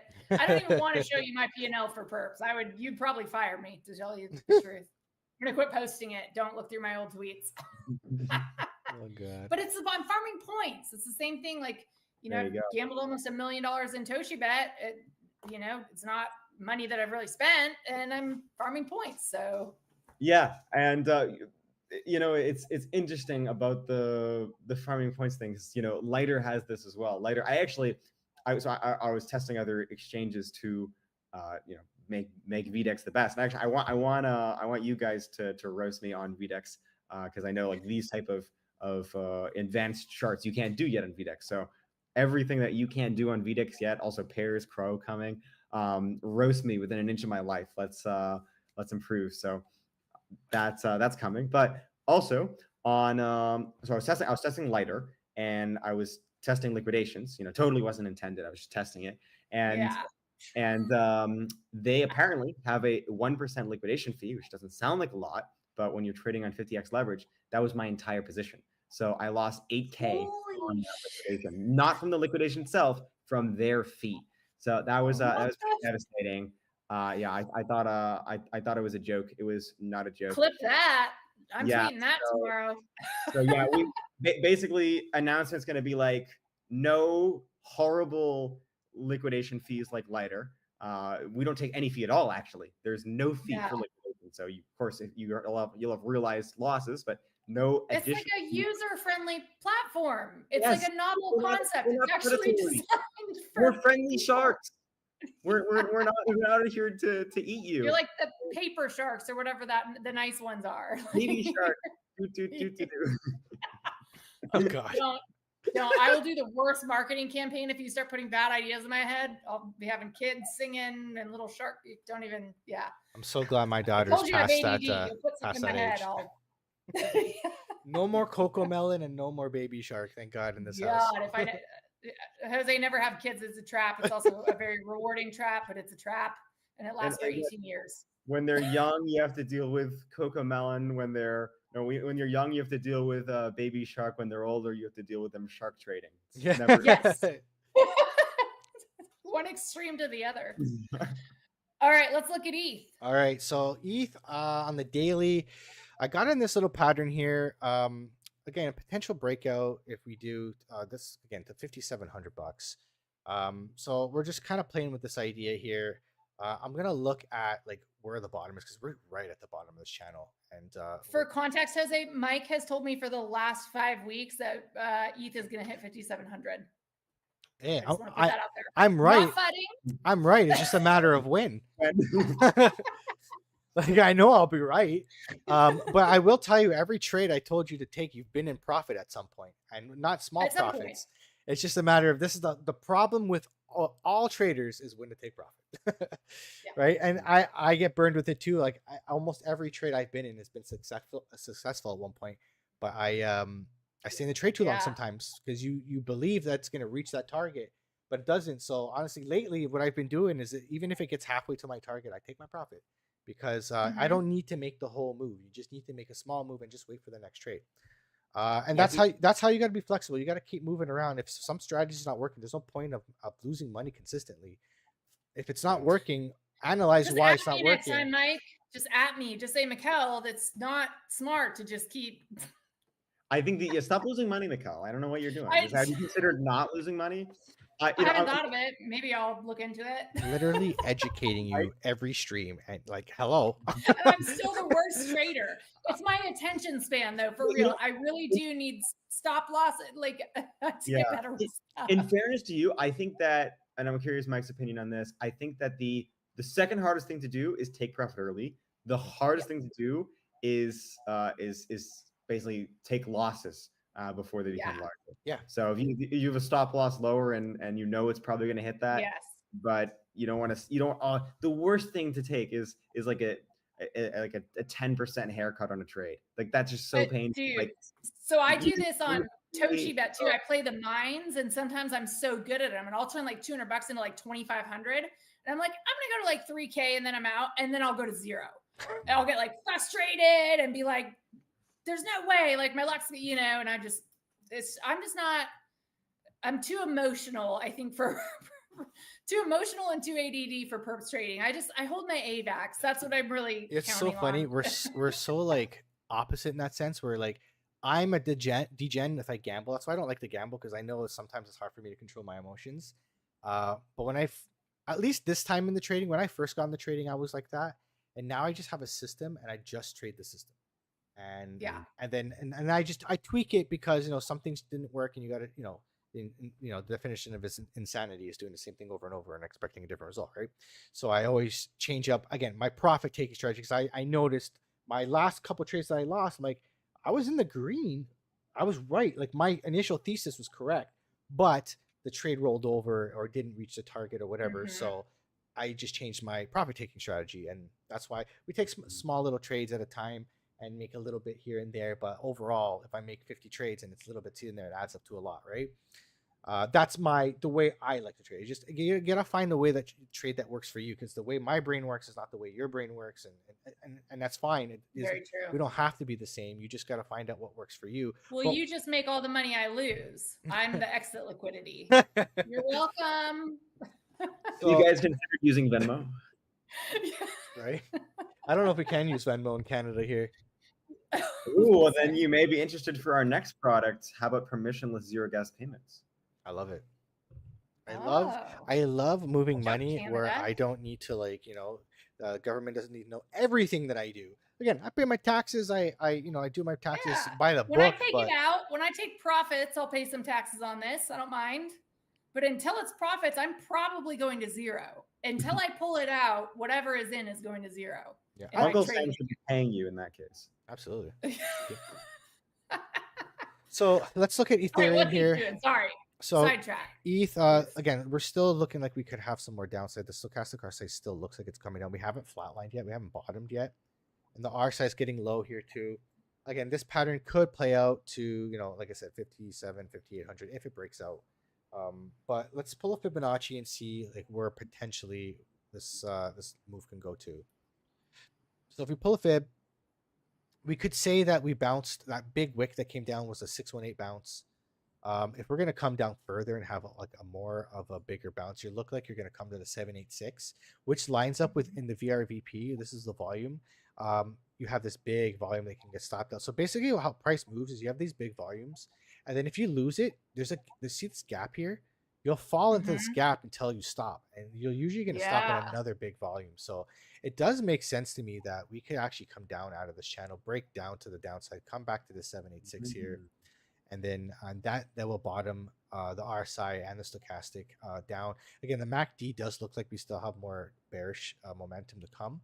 So like this could lead you back down to 3,800, 4,000. But again, if we're gonna lose this here, I don't see there's no resistance here. Like we have to come back to the gap, and the gap lines up with right here. This this pattern here where we stopped, and that's the volume. So we're going to stop here until we stop, and then if we lose this gap, and that's how you play support and resistance. You gotta look at Yeah. again. I obviously pay a subscription to get these indicators. That's why you guys tune into the show, so you can see maybe some things that you guys don't have and get a little bit more information. But yeah, I would look for Ethereum to come down here and maybe even touch the top of this channel. So we'll put a line here, right here at 3,800. So I'm gonna have a chance to make it all back on one trade, is what you're. That's all I'm hearing. That's what I heard as well. like this might actually be on the daily. This might even be a little bit of a bull flag, a bear flag here. So you look here, you would come down here, and it Nice. should line Yeah, up. It it looks should, like it's forming. and it should line up like almost exactly with that support line. So, and this is kind of what you want to find the bottom, because we need to flip this as support now. This was resistance here, and now we want to bounce off it and find support. So I still think Ethereum is going to come down. Again, like I said, and that lines up with my Bitcoin thesis of touching 109 again. Yeah. So still some, and that's, we're kind of going sideways. I feel like it's a quiet before the storm, and it's the storm, that final washout to the downside before we can go back to the upside. It's like the guy. Yeah, I didn't hear no bell. Final washout. Final washout. I was gonna say, I felt like it was finally the bull market about 7,400 times in the last 30 days. I'm like, and then also we're so not back, but like, Yeah, it's been They a hell do of a say bull market. that there are only 3 certainties in life: death, taxes, and Red September. So it matches. yeah. And Macau getting liquidated. Absolutely, and next week is again the end of the month. Usually has a lot of volatility. Sometimes you have options expiring, so that makes sense. My mental model, everything it plays, the confluence all plays together that these things will line up, and we'll have to obviously watch the charts. But again, from what I'm seeing, I see more downside, and that's just fine. This is what we want. We wanted to finally make a bottom, and this is where you try to catch, your reversal. So watch that support line at 3,800, 3,886. See if we can bounce off that. We don't even have to come touch it. We can just get close to it and bounce off that. Or maybe this is it right here. This was the reversal right here. But again, the daily, again, not looking great for Ethereum. We'll go to the 4-hour. We're below the 200-day moving average in the 4-hour. So it's hard to be bullish when we're below these key support and resistance lines and these moving averages. Again, the 1 hour below. So if you're gonna watch out for a pump, you're gonna start working your way down the time frames and looking for the model, which I've showed you guys before. It's a 21-day moving average touching the 200-day with low stochastics. Like right now, the 21-day and the 200 are getting close, but we have high stochastics and high RSI. We want it to be lower and curling up, and that's what you would look for. Again, the 1 minute below the 200-day moving average. So again, not bullish. I don't see any bullish time frames. And then the best times to trade are like Monday, Tuesday, Wednesday, and then like you start losing volume throughout the end of the week into the weekend. So it's not going to trade overly. How do you see that play out on your platform? How have you been watching? Like which days are most active, Jose? Do we get the most activity early week? So much data. Yeah. So well, one thing I want to say about it's so tragic because on like this. By the way, we have had so many brutal Sunday to Mondays. I don't know what it is. Cursed, absolutely cursed. I mean, we had the first one with 5K. I was a victim of that one, and then we had the one just this week, and I saw we actually had a new all-time high long open interest, and I'm like, guys, this is come on, like. Even I was short, so even I could see like, guys, come on, this is a local top. Like this is clearly some shenanigans about to be pulled. CZ is tweeting about forgiveness and buying the dip, like short everything. And so we did see that on the platform.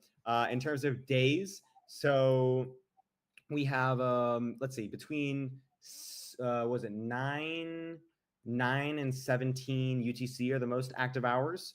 So basically, a few hours. But we actually did some platform maintenance right after that time ended. In terms of days, Mondays are pretty active. I got a lot of data. If you guys want to know anything, I can dive in. Yeah, I'm curious. We'll have to have you on again and prepare some questions and dive into the data, because I think giving traders like a look behind the scenes, and it's hard. Like if you told me, I know that there's a lot of people that can go look up that data and they have but people on the marketing side, people on the retail side, like we don't go that. I have too much in my head to handle, so I don't go down those rabbit holes. I need people to translate the technicals and the data to me in a marketable way. And that helps me decide, And also it's like this is firsthand data for us. We don't know how much we can trust the other. We don't know about manipulation and such, this is all firsthand real data that we can just dive into. So I think honestly we could do a whole podcast on that. Yeah. And I think we should. I think that would be really interesting. So let's talk about what's one of VDEX. Let's talk about the world. Yes, the one that's been outperforming the entire market. For weeks we've been talking about on the Adoption Pod on my stream on Wednesdays. I've been talking about this trade for AVAX. Honestly, I thought this was going to go all the way into October, to be honest, before we broke out, but we broke it a little early. So if you got this pattern and you traded the breakout, well, do you want to know why we broke out early, Mike? Yes, tell me. The day we broke out early was the day that VDEX listed AVAX. Boom. Yeah, there you go. That's why. So if you see here, my target hit exactly perfectly, $36. Interesting. So if you took that, even if you just got the breakout, you would have made that would have been a beautiful 34% move. Yeesh. Right? So very perfect trade. I told you if you want to take stabs at it, you can take stabs at it when it hits the bottom of the channel. Every time, especially in a channel in a pattern like this, because every bottom is higher. So you want to get in at the bottoms because the next one will be higher. So if your stop loss, for example, if you put you start the trade here and your stop loss is just below here to give yourself some wiggle room, if you hit the bottom of the channel again, you're not going to get stopped out because you're going to be higher than the previous low that you got in at. And then even if it makes its way down and then breaks out at the end, you're fine. You can even build upon the position. And every time you hit the bottom of the channel, like for example, you got in here and you wouldn't really know you're in this pattern probably till about DCAing into your perps position essentially. Is that like you wouldn't know, like for example, if you want to build a trade, you can enter the trade, for example, probably here, because you wouldn't know you're in this pattern probably around till here. You can forecast it. So you get it hit when it hits the bottom of the channel, hits the top, hits the bottom again, you get in again. If it hits the bottom again, you get in again, and you DCA into the position. And then that way you don't need to go all the way up here. You can go up here and you're going to catch a big move. Start shedding some on your way down. Or as it pumps up, you start laddering your position out every time it makes a new little high here, right? Yeah. But AVAX. So what's next for AVAX? So we've had this huge move. It's been wacky. Like, look at this wick. We came all the way back down here to $26. I don't know how fast this wick came. But we came back and retested the top of that channel again. And I do like when the bottoms are rounded, like I said, rounded bottoms pay the bills, right? So it almost looks like a glitch. It probably imagine buying that dip today. Well, that was a liquidation event, right? I'm gonna pick up some AVAX and you see that price and you're just like, gift from God. See, I don't even know if it's a glitch because you see this wick across a lot of the coins. Like even Ethereum, like you had that wick right here, right? That was the crime season. It was a liquidation. I think the market makers just trying to liquidate people, right? Crime candles. Yeah. So I do see again. We could continue to the upside because I do like the rounded of this. Yeah. I don't know can you say that we came back to touch the 21-day moving average because of the wick here? But I do see we have some heavy wicks to the downside. Here, so. Did Ethan Sol finish green that day? Let's take a look. No, they continued down. It wicked back up, but we continued red, and then now this is the first daily green candle since then for Ethereum. AVAX, everything's been red. AVAX is actually pumping in the face of red today. Even today's dump, AVAX was going up, but again, we've wicked down. So the daily, I still see. Let's look at the technicals here. The MACD is slowing down. The stochastic RSI is coming down. The RSI is on the top here. Again, we could peak out, but we're pretty hot on the RSI here. So let's start moving our way down and see what the smaller time frames look like. Are we flagging out? What are we gonna do? So let's take a look at the 12-hour. Look at that, like the tweezer bottom here. That's a weird pattern, and this could even start like an inverse head and shoulders, like head right here, shoulder. Are we making the other shoulder right now? Are we making a W pattern? Potential again, a potential to the upside. I still see it. Again, you look at the 12-hour stochastic RSI low curving up. Mhm. Our side, we're not low, we're still above the neutral line, but we're curving up. We can still peek into the zone. The MACD is slowing down on this, the bearish momentum here. It looks pretty good. We could have another little pump for AVAX. Like it's possible on the shorter time frames before the daily finally starts to hit off. 4 hour, again, the 4 hours overheated on the stochastic, but the RSI is curling up a little bit. MACD kind of looking like it's slowing down. And that makes sense because you see the wicks to the downside, the hammer wicks, right? Yep. So this could just be something like this, a little like a flag. That's got such a weird pattern. So choppy, so choppy. I can't even make anything out of this. So it's I don't think I could make it. What are you thinking, Jose? What are you reading on this chart? Whoa.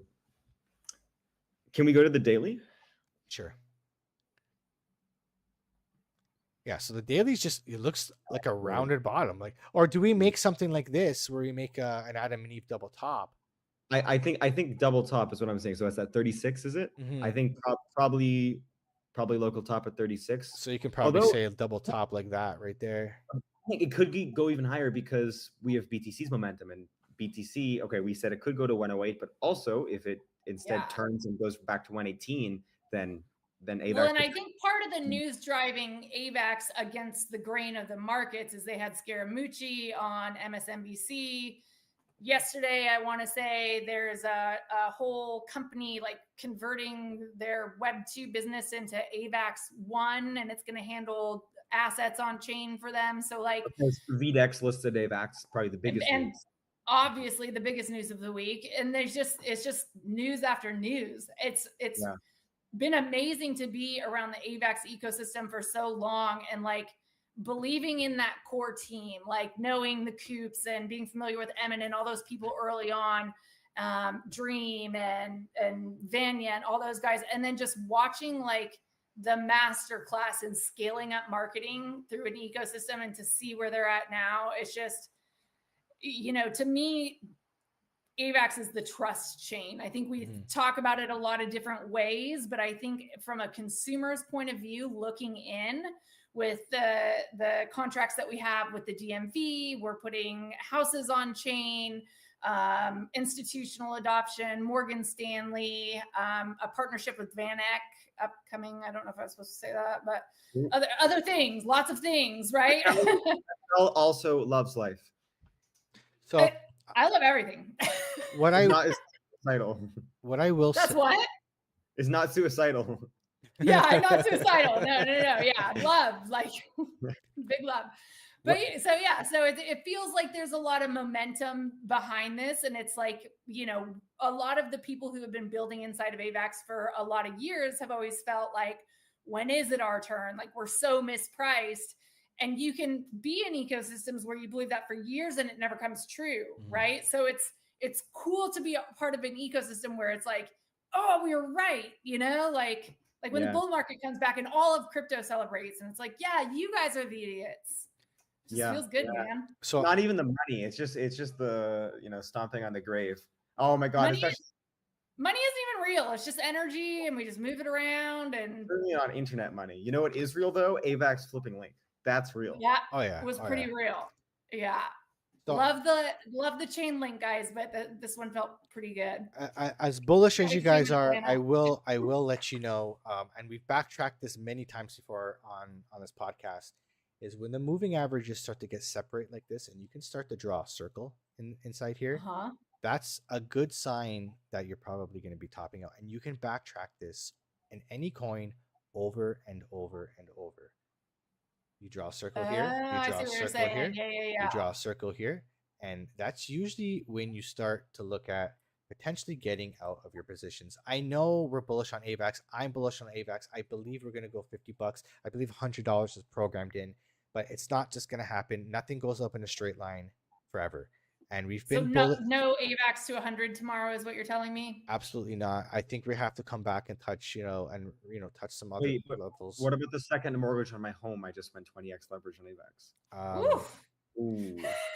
Start dodging calls from the credit. I'm going to clip this tomorrow. Mike's bearish on AVAX. You're never going to get an ambassadorship ever now. Nope. That's it. Just put the nail in your coffin. That's it. No, we love Bike. All right, we have one more, I think, to look at real quick, and then we should probably wrap it up and let Jose go. And Jose, we're actually going to, huh? Can we do, I don't want to interrupt the program, but if we could do Soul. Let's do Soul. Absolutely. Let's take a look at Soul, because I am interested. I think that like how Soul is doing kind of tells me. We do home a lot just because I have a large position with them, you know, and we have a lot of our followers that are also pretty big in the community. But Solana, I think, is a better indicator of the overall markets and like what we can expect to see. So yeah, let's Solana didn't look great. Like we tracking this pattern. We had our target up to about $281. Everything looked great, and we rolled over. Pretty bad. We rolled over quite a bit. Double top. Made an M, as you can see here. We made an M pattern, golden arches. We'll all be working when we go to zero. So, you know, the daily, the stochastic RSI did come back down. The RSI is down here, so I think we just we're gonna make some sort of a bottoming pattern, or we can even redraw this. Like, are we back in the pattern? Does the pattern extend now? So we could say that was a failed breakout, and we're still in the pattern, and then maybe we break out at the end, and we're looking at, you know, still on track for 284, 285. But again, and you see it time and time again. You can draw a circle. I think it could also go sideways too. To tell you the truth. To be honest, that's kind of what I'm thinking. I'm thinking Bitcoin does go back to 108, 109, and there's a potential that altcoins could maybe go down a little bit, but most of all sideways, and then that'll reset all the smaller time frames, and then we make that move back, right? That'll be really cool. It's a cool off, right? Just a cool off, because we've had. You know, last week was bullish, and 2 weeks before we were bullish for altcoins, right? We've had a pretty good move up from altcoins over the last couple of weeks. But again, a lot of also this has been, I know we're a perp dex, but a lot of this has been leverage trading, and we do need spot. How do you view inflows in BTC, ETH, and others? What do you mean? Like spot inflows?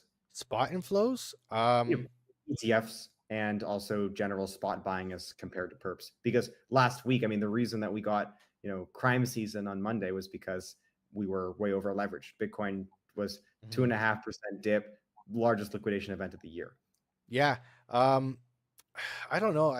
I feel like institutional investors will be more likely to be in spot because they're not leverage trading, right? Again, the real, like even me, like I'm mostly a swing trader in spot.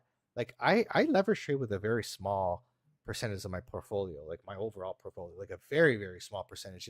It's for me, it's a way to make side cash, a little bit of extra cash on the side. Yeah. But majority of my gains come from swing trading. I do long and holds, right? You buy like this would be a dip I would buy, for example, and then the next all-time high we make for Bitcoin, I would sell.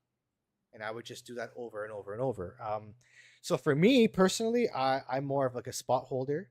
But I know personally from people I've talked to that are starting to get back, people I talked to crypto years ago are talking about, hey, I'm in crypto now, and it's ETFs. It's the exposure. Even me, like I was talking to my wife the other day. I'm gonna go have a meeting with my financial advisor. I'm gonna fire him because I'm literally I'm gonna tell him. I can't believe you have one. I'm gonna tell him, make me a case, because we're in index funds, and you know, don't get me wrong, for traditional stocks they've done pretty well. I think my portfolio is up like 13-14% year to date, but I'm like, the S&P 500 is up like 70% year to date. I said, if you can't beat it, you gotta buy it, right? So make me a case of why I should be with you or S&P 500, or just buy IBTC in the same retirement fund. I don't care about downside volatility. I'm not retiring anytime soon. So, because I know that's going to be success. Oh, well, you're protected from the downside. Well, I don't care. I'm not retiring. I don't need the money now.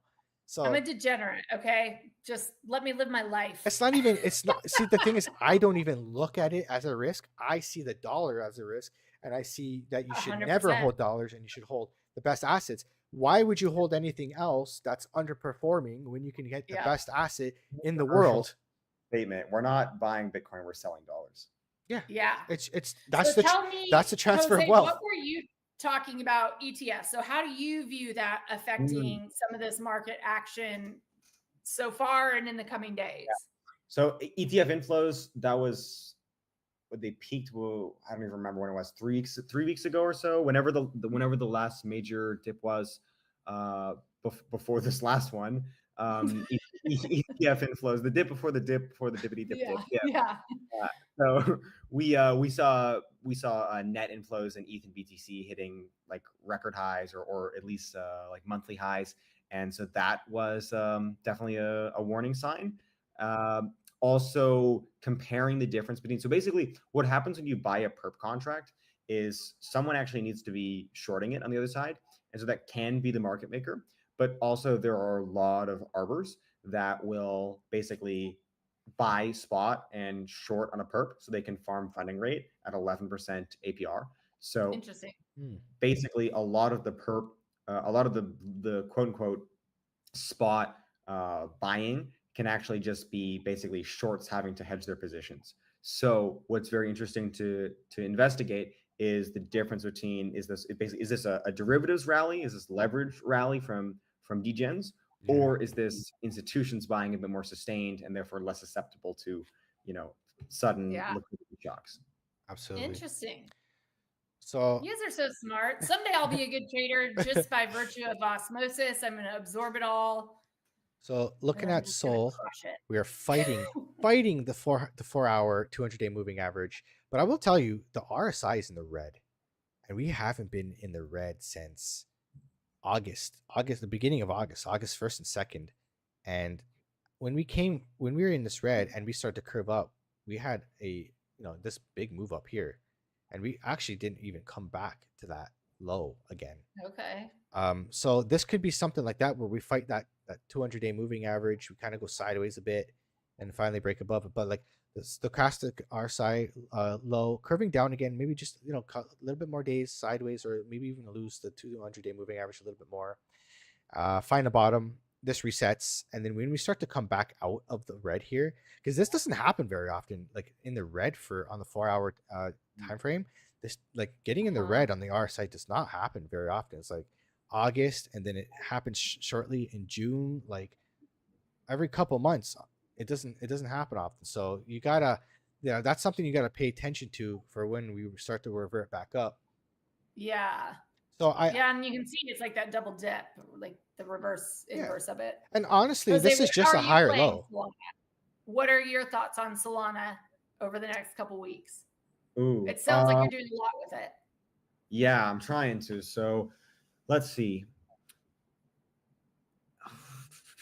Honestly, I think I may actually just sit this one out. I have no clue. Here. I think it. Honestly, I'm just watching the king. It really depends. Yeah. I do see something here on the 1 hour though. I do see a potential Adam and Eve double bottom. So you'll have the Adam in, and then we're making the Eve right now. So this could be an Adam and Eve double bottom. It does kind of show me the same thing on the stochastic RSI. So keep your eye onto that, and that would make sense to get back above the 4-hour 200-day moving average. So what you'll start to see, if that is to come to fruition, this will start to round. So we're in the middle. So what you would look for is you would look for this to do this. It would round out here and then do something like this, and then we're off to the races. And this is where you would want to probably get in somewhere around there. After you see a little confirmation that is gonna stick. But or you can front run it and just get in. Get in once. That's what I do, and I get wrecked every time. Once we start to come above here, but I actually see like Solana. Like I'm more bullish on Solana than AVAX right now, to be honest. Just because AVAX is a little overheated, we need to take a little bit of a break, retest a key level, and then come back. Honestly, pullbacks are super healthy, and just like we said, that is true. And just like we said for when the moving averages get tight or when they get separated, you could draw a circle. When they go above, you can also draw a circle when they get below. Yeah, and that's kind of your indicator that we might start to reverse. Here's my issue. I'm gonna long Sol immediately after this. Where's support? Support? Let's take a look. Last support I remember is, close to the 200 range, right? Maybe 208 highest. So we're looking at something like that. So yeah, 212, we can say. 4 to 212. Let me go. I don't want to use the hourly for this. Let me use the daily for this. Let's see where we have previous Because support and resistance. in the months leading up to this, it was 200. We kept getting wrecked below 200, and obviously it's a psychological factor as well. Barrier. So we're looking at 200 would $200 would be here, but I don't know. It's kind of weird. It's in the middle. I would try to look for as many touch points as I can. So I'm looking at like 206 because you have a touch point here. You get touch points. Sounds familiar. Touch points here. Yeah. Another kind of wick in here. Another touch point there.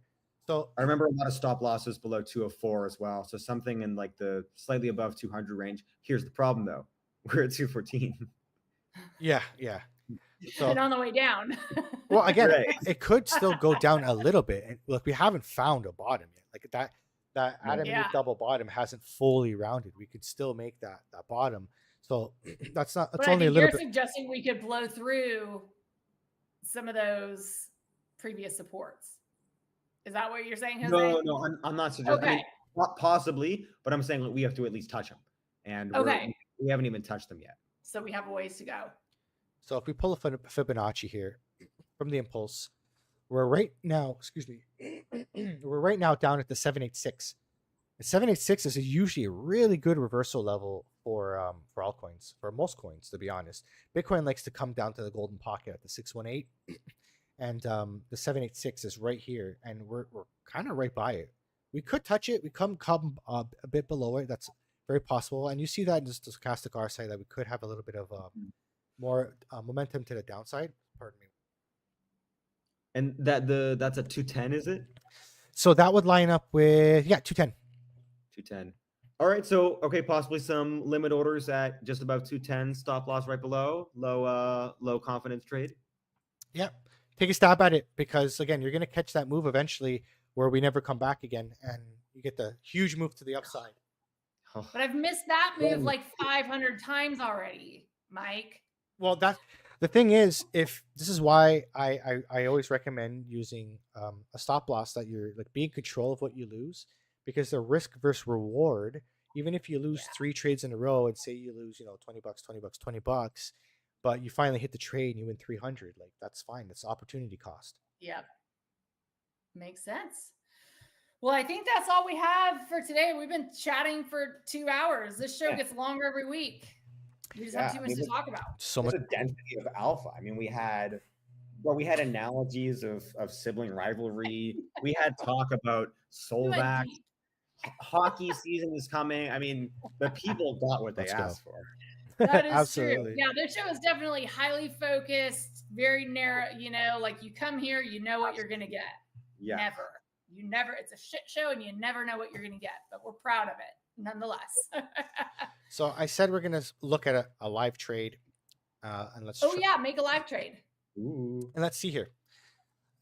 We did see, you know what? Let's look at Sol, because the Sol looked like we're going to bottom on the 1 hour, So let's anticipate this Adam and Eve double bottom. All right. So what I would do is you have. That's a good entry too. So I would look at, let's go down to smaller time frames. Let's look at the 15-minute, 30-minute. See if we can find something here. Okay, so what I would do is you can put a position here. If you're going to go long or you're going to go short, but I'm going to go long here because I believe we're in a bull market. I would put my stop loss below here. So I'm going to go back to this wick here. I'm going to use this as my wick. The top, I'm probably going to put probably around, right here. I'm going to put it right here. Say we get up this high. I don't think we're going to get to this high on the first try, but I'm going to put it here. So that's a 5.5 risk versus reward ratio. Your stop loss is tight, right? You got a tight stop loss, because this could very well dump right down through the pattern. And again, the 30-minute does look like could roll over. So we could take a stab at it, or we can go. And that's a good point to make, like for newer traders, if you are entering a riskier trade, make your stop loss much shorter. Like if the upside obviously is great on it, but if you're me, it's It's like YOLO all the time. It's not a good trading strategy. So You listen to what need these guys are saying. you need a stop loss. I got stopped twice shorting. I tried to short at 220, 240, and then I got stopped twice longing in recent days.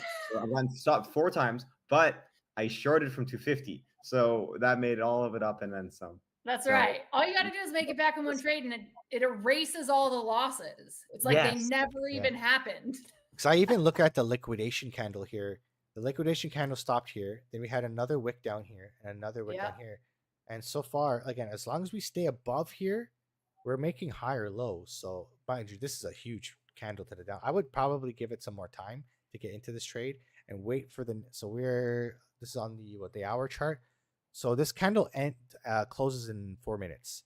So I would wait for this candle to close and see where the next candle starts. It's looking like it's wicking up here. So we can probably get in here. I would put my stop loss below the liquidation candle. Give it some wiggle room.